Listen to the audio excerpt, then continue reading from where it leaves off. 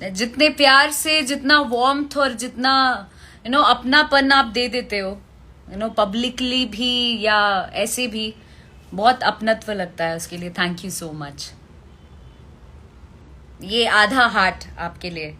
एक मेरा फोन में हाथ बिजी है। फातिमा पकड़, मुझे हार्ट बनाना है। जो आप हो, आपको कुछ बनने की जरूरत नहीं है। ईश्वर ने आपको बहुत ही अनमोल बनाया है, आपको बहुत ही प्यारा बना के भेजा है। तो उस चीज की कद्र करो, और जब आप खुद अपनी कद्र करते हो, दुनिया आपकी कद्र करती है। So love your self first, than others. बाद में करो जिसको प्यार करना है, पहले खुद अपने आप को प्यार करो। Singh is king, Singh is king. Thank you so much for that.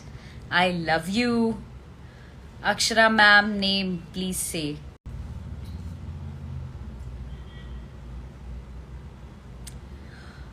Ajju.